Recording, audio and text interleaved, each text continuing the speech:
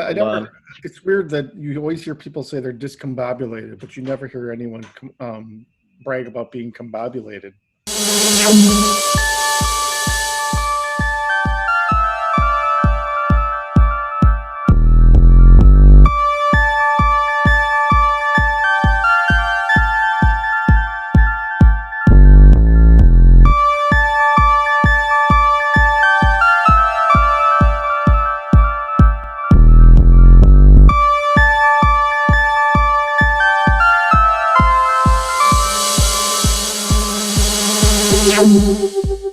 Okay, so I'm Dan Carlson, 1/3 of Us Three Blokes. Happy New Year. Hi, I'm John Kadolf, another third of Us Three Blokes, and Happy New Year from me as well.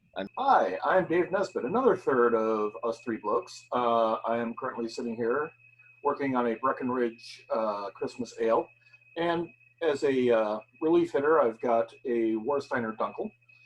I am currently wearing a number of Christmas gifts. Dave's always got the backup drinks after the first one, in case that first one didn't hit quite as hard as it needed to. Oh, and I almost forgot. I've made a rather impressive discovery for me. I am not a particularly big fan of gin, but my new drink of choice when streaming Fallout, which I have been doing on a regular basis now, is now Nollet's Gin and Tonic. This is Nollet's Gin. It's actually quite tasty. Usually, I've always been of the opinion that gin is kind of like sucking on pine tar, but in this case, it's a lot better. Sucking on a pine cone? Well, that too, but I was going to say it tastes like sucking on pine tar. Pine tar. Oh, pine tar. Yeah. Our third and final installment of Cronenmas. Yes. RABID, the 1977 semi-big budget debut of Cronenberg after his Shivers. Yeah. Dave, do you want to give us a plot rundown? There's a lady by the name of Rose, played by Marilyn Chambers, who at that point was most famous for being an adult film star, and also a slight controversy of her adult film came out roughly about the same time that her picture on a box of laundry detergent came out. So they were able to capitalize on that. Anyway, Rose has a freak highway accident in the countryside, and so rather than, they were kind of wondering, can we get her to a regular hospital in time? But instead, they take her to a kind of a plastic surgery clinic where they do an experimental kind of grafting procedure, and then she gets this weird kind of like phallic, weird sort of stinger thing in her armpit that kind of feeds on human blood. And then when she touches people with it, they get this really potent rabies strain, and then they go all like zombie on it. Rose is not really aware of her condition. How? Well, movie. And spreads the epidemic all over the place, and then it all goes completely out of control. Turns into basically a zombie movie. Yeah. We were mentioning, me and John, so she has this clitoral phallic sort of stinger that comes out of her armpit, and like you mentioned, and sucks blood out of people. And it reminded us of platypus having that venomous thing in its armpit or whatever, or in its elbow. So we thought that this movie should be called Platypussy.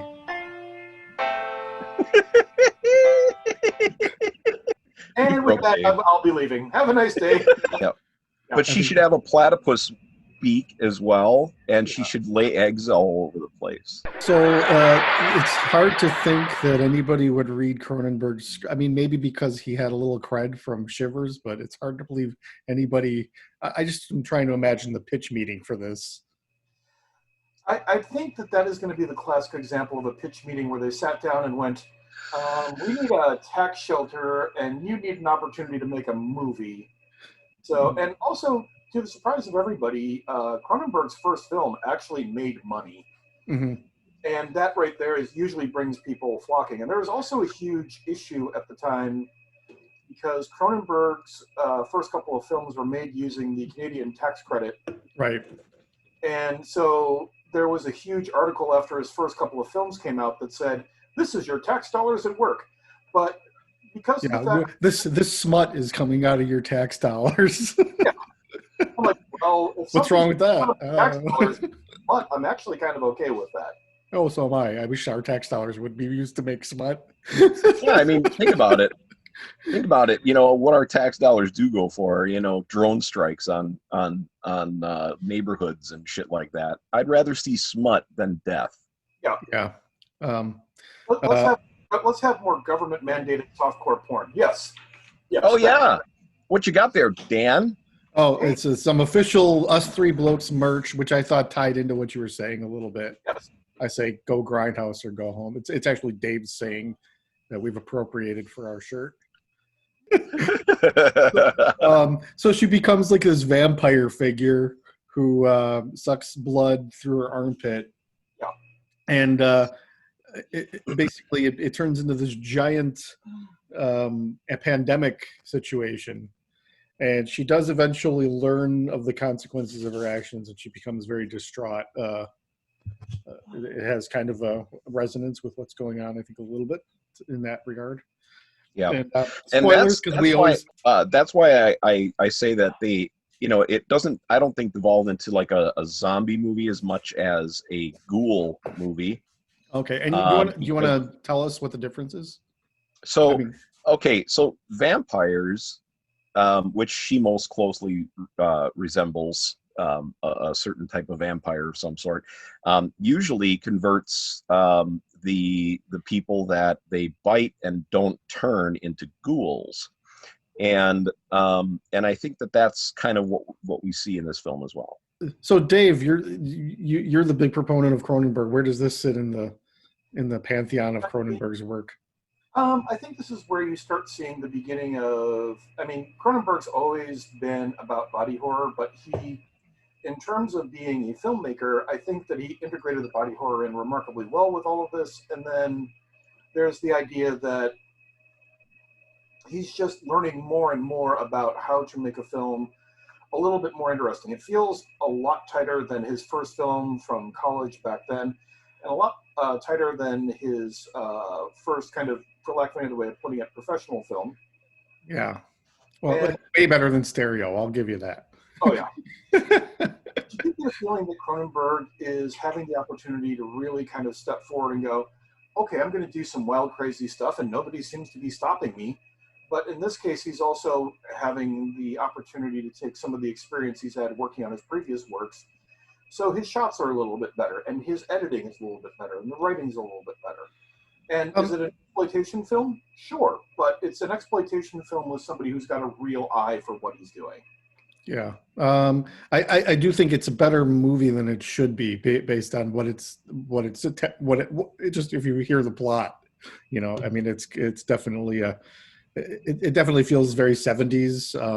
This came out the same year as Star Wars, but it definitely looks like one of those kind of pre-Star Wars cinematic things.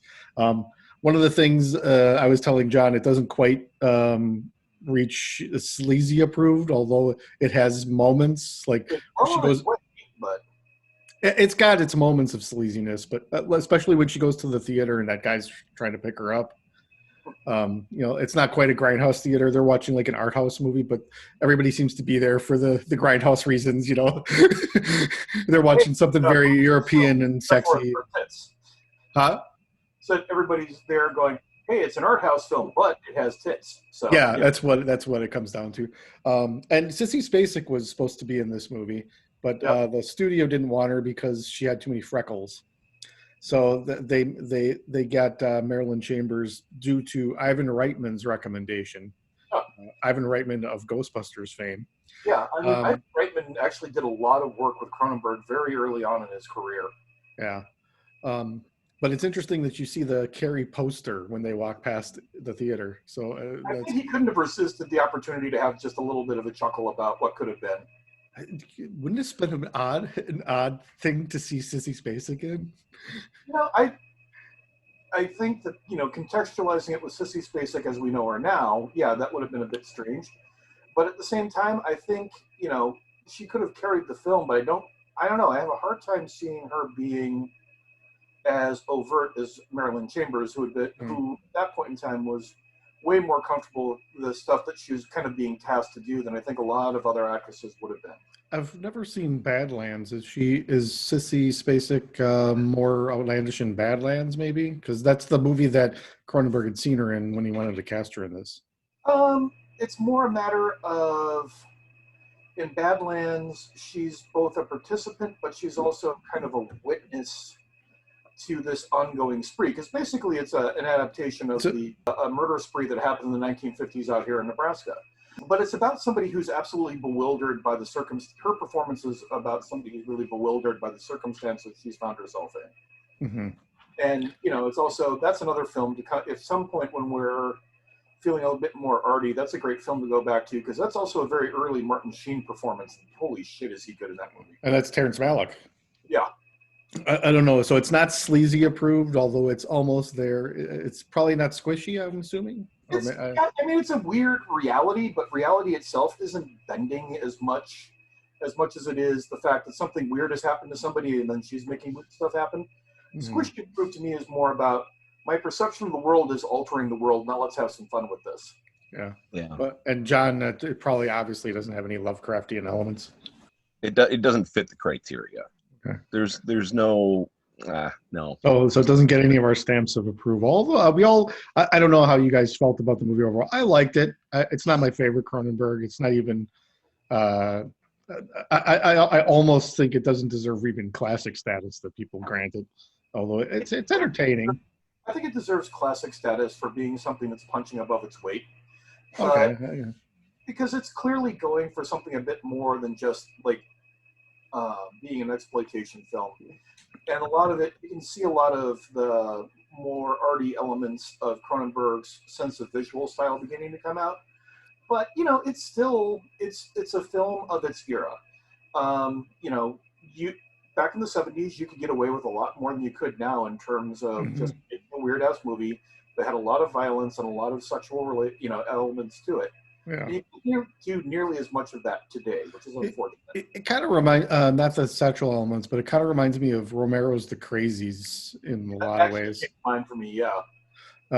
You just, how the entire society is breaking down, the military's in the streets, and there's sort of zombies or crazies running around, and it's also neat to see Cronenberg up his game budget-wise, where he's got like an exploding car at the beginning and a big accident. Another thing I wanted to mention. So when they take her to the plastic surgeon, which is the closest hospital to the accident, the next one is too far away. She would have died on the way there.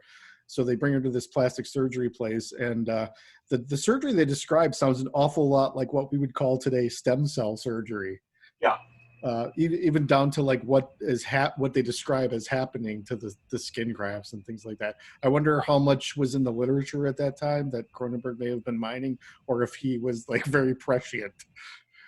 I'm going to go with, I actually have no idea where that sort of research was at that point in time. So right. I'll go with him with if nothing else, to at least be sitting around and considering the scientific possibilities. But I mean, it's by the 90s that we're already talking stem cells and like cloning and stuff like that. So 77, I would think that by then they would already have, the thoughts would have been bubbling up. And maybe some of the DNA, maybe some of the DNA that got into her was from a platypus. You never know. Yeah. Armpit sex. It's the next big thing.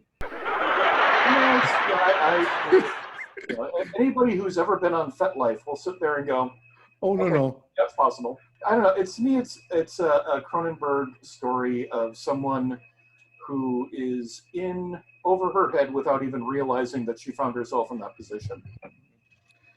The only actual tip, and she's great, by the way. I'm surprised. I'm surprised she never went on to a more mainstream success after this, because she's actually carries the movie quite well.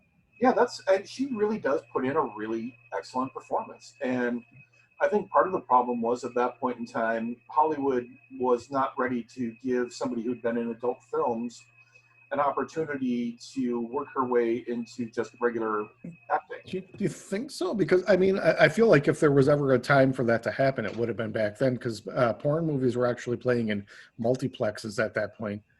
Yeah, this is right after like The Devil and Miss Jones and all those big Deep Throat and these very mainstream porn films that were playing in malls and things like that, and people would go on dates. People don't think of that now, porn is, but porn was actually, it was called porn chic back then, and they actually, it was actually fairly close to being a mainstream thing for a little while. Yeah, but I think part of the problem is that porn in that particular circumstance suffered from the level of ghettoization that science fiction and horror did at that Oh, point. I suppose it never really got to the, I guess the people who wouldn't go to porn movies would go to the European art movies. Yeah, So, it was kind of entertaining for me because I was sitting down and watching Nighthawks, the Sylvester Stallone yeah. and Billy D. Williams is in it, and the bad guy is Rucker Hauer. But in a There's a very cast. yeah, I mean, really well done. One of the opening scenes of the film, I was sitting down and watching a particular scene where they're talking to, or where Sylvester Stallone's wife is talking to her boss, and her boss is being played by a remarkably well-known male adult porn star by the name of Jamie Gillis, and it's a bit part in there, and people are kind of getting bit parts at that point in time. But also, you have to remember that a lot of there's a really good book on a history of the adult film business called The Other Hollywood, Okay. and a lot of the people who populated, at least from the male side of things, populated the early adult film industry were also people who were doing things like attending the Actors Studio or Lee Strasberg School or something like that. Jamie Gillis and Robert Kerman was a pretty good actor yeah, that went in both worlds a little bit. He was in Cannibal Ferox and Cannibal Holocaust and stuff like that, and yeah. then he also went and made his adult films. And at that point in time, there were a lot of Paul Thomas, who is a remarkably well-known adult film actor and now director and producer. He was, I want to say, Peter in the film adaptation of Jesus Christ Superstar. Wow. Yeah. Stunt casting. But at that point in time, he hadn't really made the decision to go into adult films, full time. Mm-hmm. But it was pretty much a matter of when you looked at the opportunities that were being given, you were given a chance to do kind of fill-in roles and bit parts and things like that. But Marilyn Chambers is one of the few people at that point in time who was really given the opportunity to carry a film by herself, and she did a great job. I like the movie. I liked revisiting it again. I would probably watch it again in a few years. It's not Dead Ringers. It's not Scanners, but it's definitely on the same path to those movies. Yep. Dead Ringer is another one I want to come back and visit at some point because that film is just tripped out. Well, we're going to do Cronenmas in July, so we'll pick another 3 Cronenberg movies in July, and if that's going to be one of them, that could be a cool thing. Yep, perfect. I definitely say it's a press play for me. I think it was a good film. It's a good film to watch. It's entertaining. It's fun. It's bizarre. It's got a bleak ending. Yeah. I'd schedule a comedy for after, but yeah. And a dangerous ending because, you just don't put bodies in the trash. Right. At least not without cutting them up first. Yeah. Not that we ever do that sort of thing, but No. Well, there was the issue of contagion. Maybe they didn't want to, spread anything.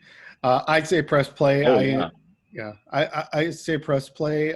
Like I said, I enjoyed it. It's something I haven't seen, since my high school VHS days. So it was nice seeing it again. I would say Cronenberg fans would like it. I'd say zombie fans would like it. If you like Romero movies, you'd probably like it. Yeah, it's a film. I'm also going with press play on this one as well. Look, we're all caught up in formulaic, bizarre, blockbuster territory in the world that we live in now, and this film is totally not that. It's warped, it's twisted, it is totally worth checking out just because it is not going to be playing like the rest of the people in the league. So I definitely press play. It was neat seeing her. I mean, it was interesting seeing her grappling with the idea that she was responsible for a contagion that was causing this and how she dealt with it. I mean, especially now, just watching that was just I was kind of taken aback at how it seemed like a horror movie for our times, I guess I would say. Yeah. Yeah. Totally press play all the way around, and you can definitely see where you're going to get a lot more. It's like, is that those real sneezes? I don't think I've ever heard you sneeze that way, John. Yeah, they are real. Okay. Go ahead, Dave. I'm sorry. They are real. Okay. But this is a film that's definitely showing the evolution of the person who would go from doing this to making Videodrome and scanners and The Fly and all the stuff that he's done since then. And when you're taking a look at it, this is somewhat more than just a baby step for him. He's moving into being a better filmmaker across the board. It feels more like The Fly, and that he's more willing to embrace emotional responses to things rather than this very clinical approach of some other things that he's done. So all three of us say press play. Yes. John, did you have any extra things to add about it, or? Yeah.